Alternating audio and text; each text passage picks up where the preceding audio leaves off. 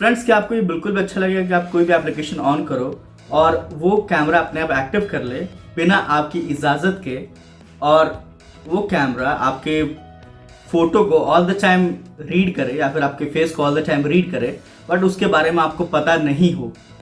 जैसा कि आप लोगों ने थंबनेल में पढ़ा है, यहाँ पे मैं इंस्टाग्राम की बात कर रहा हूँ, उसमें ये केस रिपोर्ट हुआ है। तो फिर चलिए इसके बारे में और जानते हैं, ठीक है।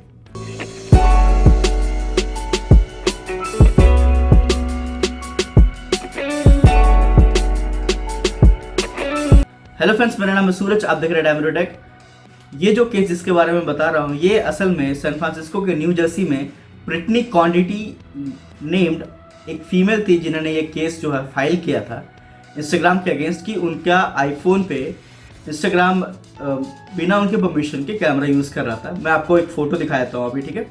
यहाँ पे इस फोटो में आप देख सकते हैं कि जो कैमरा है वो इंस्टाग्राम के लेफ्ट में बन के आ रहा है, जो कि प्रूफ करता है कि इंस्टाग्राम यूज़ नहीं करते हुए भी उनका कैमरा जो था वो एक्टिव था। जिसमें फेसबुक का कहना ये था कि ये सिर्फ एक बग था जो कि वो सही कर रहे थे, और ये कम्प्लीटली फॉल्स न्यूज़ है कि इंस्टाग्राम कैमरा यूज़ कर रहा था उनके बैकग्राउंड में विदाउट उनके परमिशन के। तो ये फेसबुक का कहना था कि ये कम्प्लीटली एक फॉल्स न्यूज़ था, साथ ही साथ ये एक बग है जो कि वो सही कर रहे थे।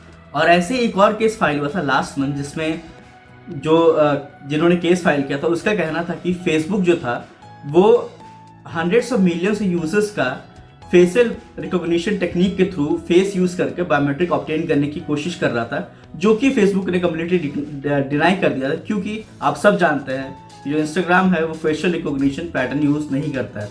गाइस, अब ये आपके ऊपर है कि आप कैसे इस चीज़ को समझते हैं। आप कोई भी एप्लीकेशन अगर आप यूज़ करते हैं और उसमें जो भी परमिशन वो एक्सेस मांगता है, तो ये आपके ऊपर है, आप उसको कौन सा परमिशन ग्रांट करना चाहते हो, कौन सा नहीं। ये आपको सोच समझ के परमिशन देना होगा। तो फिर सब कुछ आपके ऊपर है। असल में आप जैसा ही परमिशन ग्रांट करोगे, जैसा भी एप्लीकेशन आप डाउनलोड करोगे, जो भी एप्लीकेशन आप प्ले स्टोर से डाउनलोड करोगे या फिर किसी अदर सोर्स से डाउनलोड करोगे, ये सब आपको ही ध्यान रखना है कि आप कौन सा एप्लीकेशन कैसे यूज़ करते हो, किस में परमिशन देना है, किस में नहीं। सब कुछ आपके ऊपर है। बस आपको थोड़ा सा सतर्क रहना होगा या फिर थोड़ा सा समझदार रहना होगा इसको लेकर के। सब पढ़े लिखे हैं, सब जानते हैं इसके बारे में, ठीक है।